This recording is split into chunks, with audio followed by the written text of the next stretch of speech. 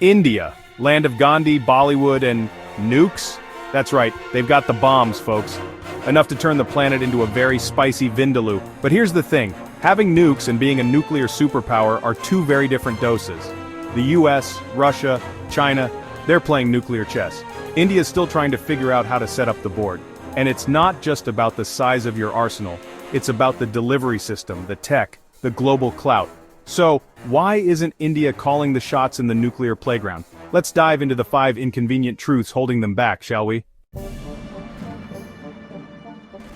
Alright, strap yourselves in for some nuclear jargon because we're talking about the Triad. No, not the mafia kind, though it can get just as messy. This refers to the holy trinity of nuclear delivery bombers, land-based missiles, and submarines. The idea is if one leg of the Triad gets taken out, you can still rain fiery hellfire from the other two. Now America, they've got their Triad down pat. 14 nuclear submarines, each one basically a metal shark packed with enough firepower to end civilization. India? Well, they're trying. They've got 1, maybe 2 nuclear subs, depending on who you ask and how seaworthy they are that day. It's like bringing a rusty butter knife to a gunfight, really. And speaking of bringing the wrong weapon to a fight, let's talk bombers. The US has stealth bombers that are basically invisible to radar, like some kind of terrifying nuke-wielding ninjas. India's relying on 40-year-old Mirage 2000s. Now don't get me wrong, the Mirage is a lovely aircraft, if you're filming Top Gun in 1986. But against modern air defenses, they'd be lucky to deliver a strongly worded letter, let alone a nuclear payload. Then there's the missiles. India's pride and joy is the AgniV, an intercontinental ballistic missile that can theoretically reach, well, not quite the continental US, and definitely not Europe. It's like boasting about having the longest badminton racket at a cricket match. Impressive in the wrong context.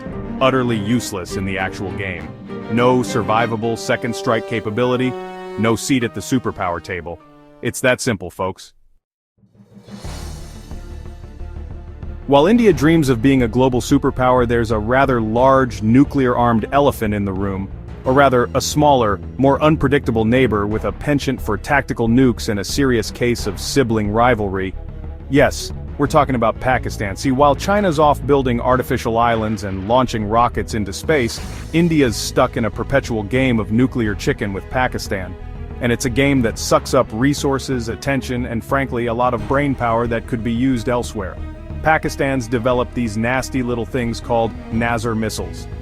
They're tactical nuclear weapons, designed for battlefield use. Think of them as the nuclear equivalent of a hand grenade. Messy, short-range, and likely to cause a lot of collateral damage. To counter this, India has to invest in expensive missile defense systems, further draining their already stretched military budget. Then there's the whole two-front war nightmare. India shares a border with both China and Pakistan. It's like being stuck in a studio apartment with a screaming toddler and a grumpy roommate who keeps borrowing your stuff. With Pakistan breathing down its neck, India can't fully commit to facing China, and vice versa. And just to add a cherry on top of this radioactive sundae, Pakistan has consistently rejected India's no first-use policy. This means that India has to live with the constant threat of a nuclear attack, forcing them to keep their finger hovering over the proverbial button at all times. Not exactly conducive to long-term strategic planning, wouldn't you say? Chapter 3, Tech Lag. India's playing catch-up. Look, no one's saying India isn't trying to up its nuclear game. They're putting in the effort, bless their cotton socks. But when it comes to cutting-edge military tech, they're playing catch-up with the big boys, and it's not a game of tag you want to be behind in. Let's talk accuracy, shall we? Because when you're dealing with weapons that can vaporize entire cities, being off by a few feet can be the difference between a stern warning and an international incident. The United States boasts missile accuracy within a 5-meter radius. That's like hitting a bullseye on a dartboard from across the room. India? Well, their CEP, or circular error probable, is around 100 meters. Still impressive, but more like hitting the dartboard, somewhere. Hopefully not the dartboard in the next room over. Then there's the whole hypersonic missile craze. It's all the rage these days. Everyone wants hypersonic missiles. They're fast, they're maneuverable, they're basically the Ferraris of the missile world. The United States, Russia, China, they've all got them. India? They're working on it. Still in the testing phase, lots of promising prototypes, but until those prototypes become operational, it's like bragging about your amazing car that's still stuck up on blocks in the garage. And let's not forget miniaturization. The name of the game in nuclear circles these days is smaller, more compact warheads.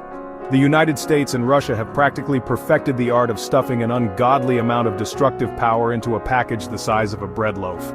India? They're still working with the family-sized baguettes, metaphorically speaking, and in the world of nuclear weapons, size does matter.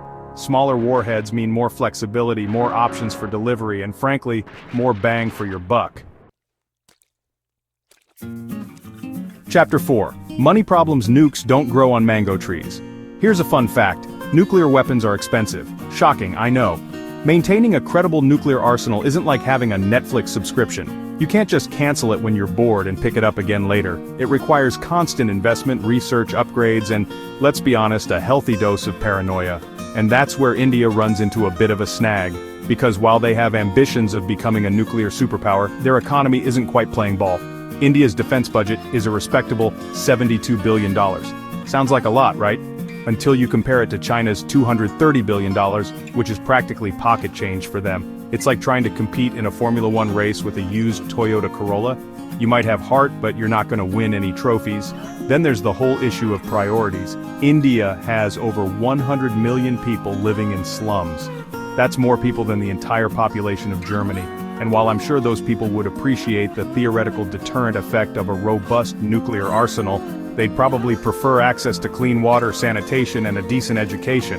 It's the classic dilemma: guns or butter, or in this case, ICBMs or infrastructure. It's a tough choice, and one that India is still grappling with. Chapter 5.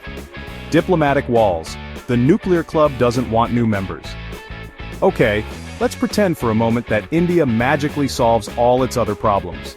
They get their triad in order, develop cutting-edge tech, somehow find the money to fund it all, and even manage to work things out with Pakistan. They waltz up to the nuclear club's velvet rope, ready to claim their seat at the cool kids' table. And what happens? Sound of record scratch? Yeah, that's the sound of reality setting in. Because the nuclear club is very exclusive and they don't just let anyone in, especially not an ambitious upstart like India. First there's China, remember them? India's neighbor with the massive military budget and a bit of an inferiority complex? Yeah, they're not exactly thrilled about India joining the nuclear elite. China's been blocking India's entry into the Nuclear Suppliers Group, or NSG, which is like the VIP lounge of the nuclear world. Without NSG membership, India's access to certain technologies and materials is severely restricted. Then there's the United States. Now the United States and India are best buds these days, all smiles and strategic partnerships. But when it comes to nuclear power, the United States sings a very different tune. They want India to be a responsible nuclear power. And by responsible, they mean don't get any ideas about challenging our dominance. It's the classic tale of the established powers trying to maintain their grip on the levers of global influence. The nuclear club is full, they say, and the no vacancies sign is lit up bright.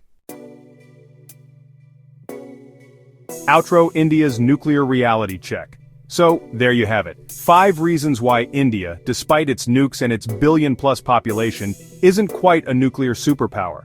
They've got the bombs, but they lack the delivery systems, the tech, the economic muscle, and frankly, the international acceptance to sit at the grown-ups table. It's a sobering reminder that in the world of nuclear weapons, it's not just about what you have, but what you can do with it, and who will let you do it. Until India addresses these fundamental issues, they'll remain a nuclear power, yes, but not the nuclear power. Like this video if you learned something new about India's nuclear ambitions. And let us know in the comments what you think the future holds for India as a nuclear power.